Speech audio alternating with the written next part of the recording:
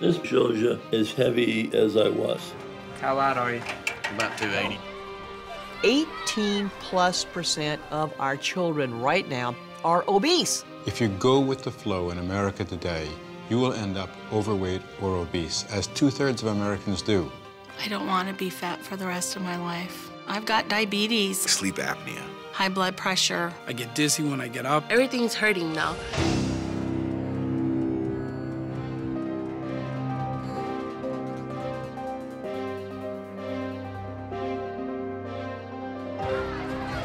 We don't now take this as a really serious, urgent national priority. We are, all of us individually and as a nation, going to pay a really serious price.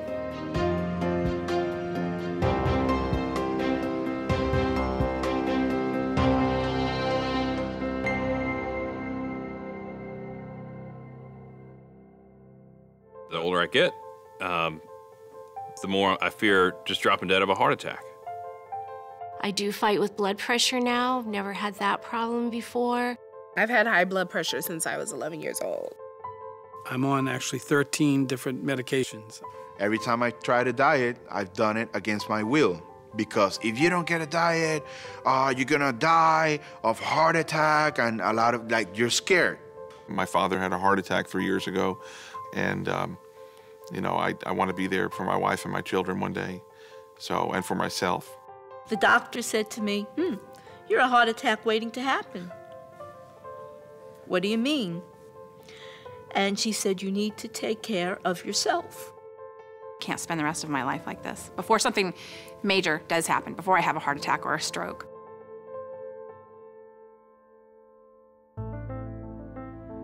When we think about the 1.3 million heart attacks and the 800,000 strokes that occur in this country every single year, certainly many of them will occur in people who have blood pressure that's off the charts or cholesterol that's markedly elevated. But actually, even more of them, the majority of those heart attacks and strokes occur in people who have maybe only modestly abnormal levels, not something that they think needs to be treated, or just a mild elevation in blood pressure. Cardiovascular disease affects a number of systems in the body, from the heart to the arteries to the veins. It can directly affect the heart through things like heart attacks, which are probably the most well-known manifestation of cardiovascular disease. But there are a number of other things like strokes or brain attacks, which can obviously cause devastating loss to quality of life as well as shorten our longevity. A number of other factors like blood clots occurring in the arteries and in the veins can threaten our limbs and can lead to a number of other problems as well. Underlying all of these things is weight. Obesity and overweight directly affect the heart and the arteries and veins. And in addition, working through risk factors such as blood pressure, diabetes, and adverse cholesterol levels, overweight and obesity really drive much of the process that leads to cardiovascular disease. Cardiovascular disease is really a life course disease. So the seeds for cardiovascular disease are sown very, very early. They relate to the health of our mothers. They relate to the uterine environment. They relate to very much our early exposures to diet, physical activity, and importantly, our early weight gain patterns really play a major role in determining what our blood pressure trajectories are, what our cholesterol trajectories are, and our risk for diabetes. All of these things taken together over time sow the seeds for changes in the arteries and in the heart that lead to the strokes and heart attacks that will kill us in our 40s, 50s, and 60s. All right, then I want this one. One of the most important ways we've learned about cardiovascular health and what a normal heart and vessel system looks like, as well as how disease process develops across the lifespan in the cardiovascular system, is by studying tissue from autopsy specimens in people who have died for completely different reasons, but also in people who have died related to cardiovascular causes. This is the heart from a 26-year-old woman. of normal size, height, and weight, who died of a non-cardiac cause. Her cardiovascular system was entirely normal. Now, in contrast, we have a heart from another individual, in this case, a male. He was in his 50s, he weighed 500 pounds, and he was 5'9" in height. His BMI was calculated to be 70. Over 30 is obese. It's really dramatically different from the normal heart. And in fact, you can see here there's a lot of fat. The cavity is a little bit small, and the wall thickness is extreme. It's more than 1.5 centimeters. So this heart had to do a lot more vigorous pumping to push around a larger amount of blood volume, and also was pumping into a thicker, stiffer arterial bed, so it had to beef up the muscle in order to compensate for that. So this is hypertrophy. Pretty quickly, that heart muscle that thickens so dramatically can actually start to weaken. So the cells go through changes. They pass a sort of tipping point where they then become weaker and the heart overall starts to dilate or enlarge, and that ultimately can lead to heart failure. You can see the thickened wall in a very small cavity, but this individual died of a heart attack. The contrast here is a woman who has thickened walls as well, but she didn't have a heart attack, and over time, those thickened walls got weaker and weaker, and the heart got bigger and bigger, and dilated to the point where she had this big, baggy, ineffective pump. Now, the heart's a muscle like any other muscle in your body, with one important difference: it never gets to rest. So the heart is particularly dependent on its continuous blood supply. And if that blood supply gets interrupted, such as in a heart attack, there's damage to the heart muscle that starts to occur within seconds to minutes. And so in the end, with the patient's death, the pathologist sees. This is a 71-year-old woman who weighed about 260 pounds. You can see here that it's enlarged. It also has a fair amount of fat on the epicardial surface of the heart. This patient has had a bypass operation. We can see the bypass grafts laying on the surface of the heart. So this woman, as a result of her obesity, developed atherosclerosis and required a coronary artery bypass. And that's a leg vein that has been used as a bypass graft. Ideal cardiovascular health is really defined by 7 factors in health behaviors, and they include having optimal levels of total cholesterol, a normal blood pressure, not having diabetes, having a lean body mass index, meaning you're not obese or overweight, not being a smoker, participating in recommended levels of physical activity, and pursuing a healthy diet. Unfortunately, at present in the United States, less than 1% of individuals actually meet the definition for all 7 of these criteria for ideal cardiovascular health. If we expand the definition a little bit and look for people who meet, say, 6 of 7 of those criteria, it's really still only about 5% of Americans.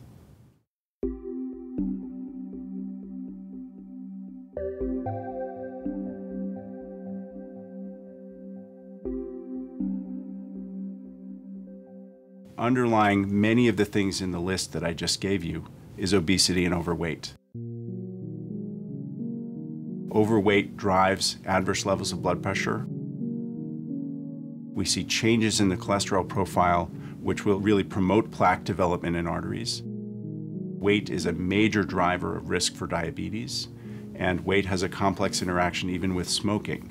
So all of these things together are driven by obesity and overweight and cause the accumulation of risk factors that ultimately lead to heart disease.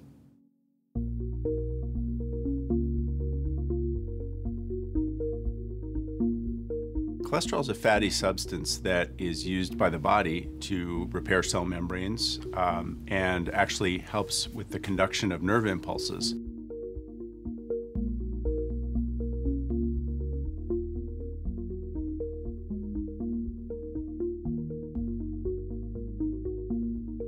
When there's too much of the bad cholesterol, low-density lipoprotein cholesterol, where there's some damage to the artery wall already, those particles can get into the artery wall and start the process of forming a plaque. Plaque accumulates over time. It encroaches on the artery so that there's less and less space for blood flow to come through. Ultimately, it can either completely pinch off the artery, but more commonly we see this situation where a plaque will actually rupture and form a blood clot, this darker red material that will completely block the artery. And when that happens suddenly, that's exactly what causes a heart attack or a stroke. So cholesterol is a very important substance in some ways, But in excess or in the wrong environment, it actually causes cardiovascular disease. And it's really the central molecule in most of cardiovascular disease because it's what starts the plaque-forming process. This is our aorta from a 26-year-old woman of normal weight and size and height. She has a normal heart and a relatively clean aorta, which is the main blood vessel that carries blood from the heart throughout the body. But if we look very closely, there's some yellow raised lesions here, here, here. Fatty streaks are among the earliest lesions, and they occur in children. Between the ages of 5 and 10, we think this process begins. This is an aorta from our 71-year-old woman, and you can see that this is a lot more complicated. The surface is very rough, and in fact, this aorta is crunchy. It's calcified, it's hard, it's stiff.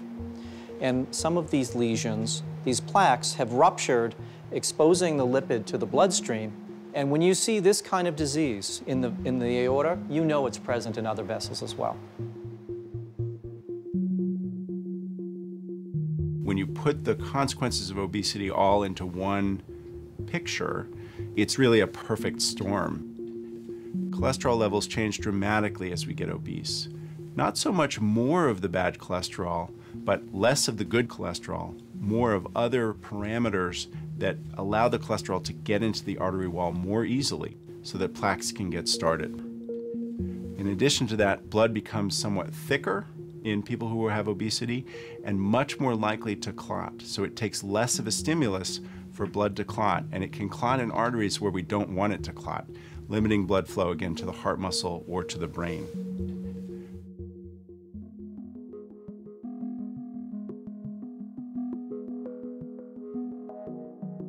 For many people who already have cardiovascular disease or are at high risk for developing it, it's going to require both medication use as well as intensive lifestyle modification to really optimize those levels.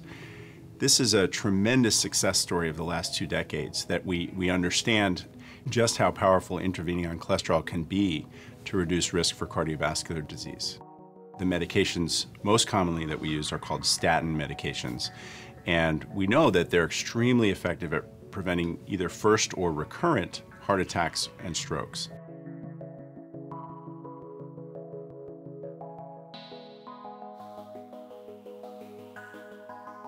It's very important to understand that while we can reduce risk fairly dramatically with use of these medications, they don't operate in isolation.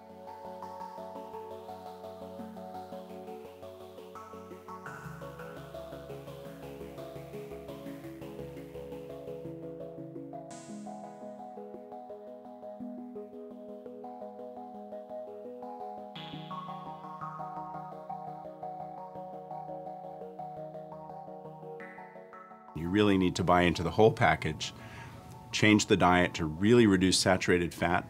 Doesn't mean removing all fat. There are still good fats in there that promote the good cholesterol level, but removing saturated fat from the diet will lower the bad cholesterol level and will make the medications that much more powerful at preventing heart disease.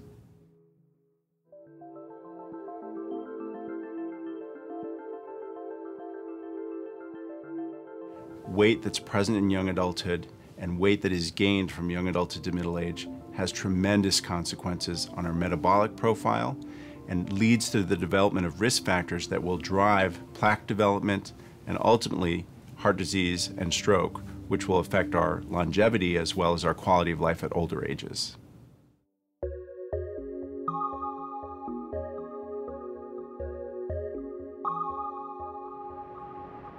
(5,115) people enrolled into Cardia in 1985, and they've been followed now for 25 years. Hi, good morning. Here for my Cardia study.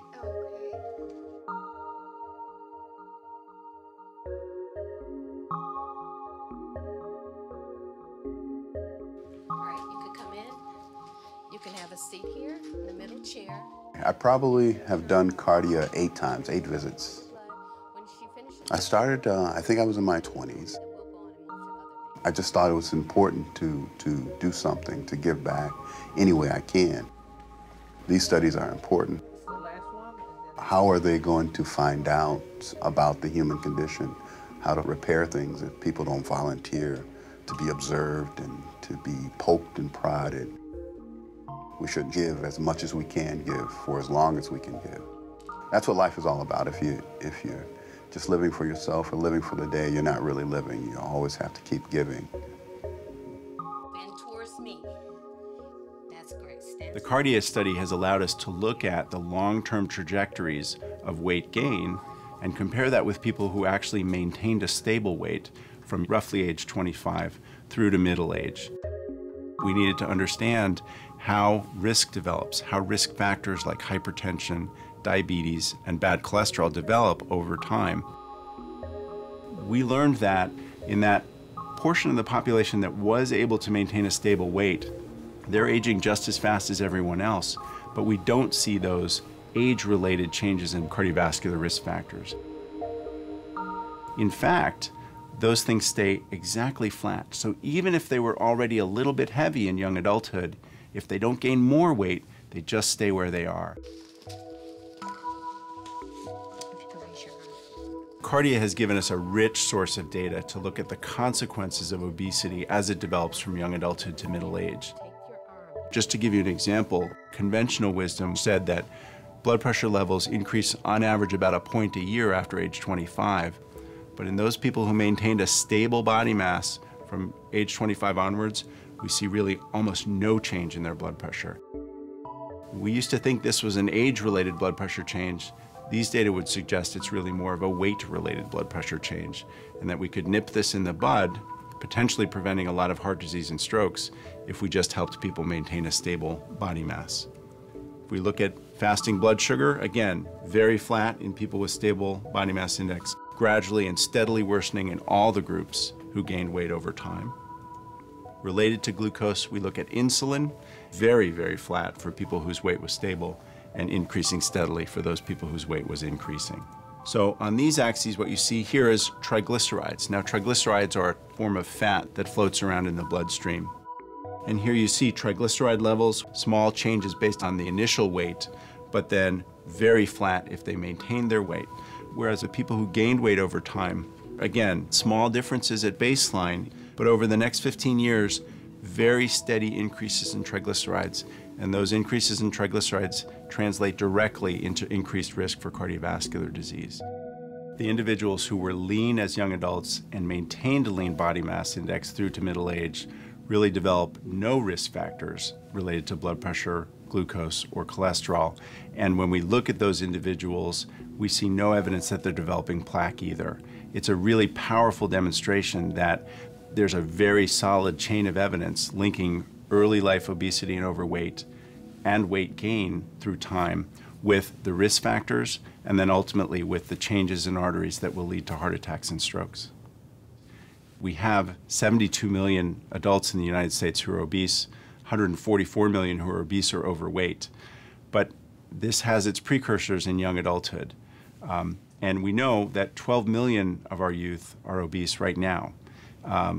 Really unacceptable numbers and far among the highest in the world. Those early life experiences, the development of obesity and overweight at a very young age, we know has major consequences much earlier than we should see for the arteries in particular. What parents need to really focus on is creating a pattern of behaviors and an environment that will avoid that early weight gain in life and set up successful strategies to avoid the second phase of weight gain, if you will, from young adulthood to middle age, when it can also be really devastating in terms of the consequences on our bodies.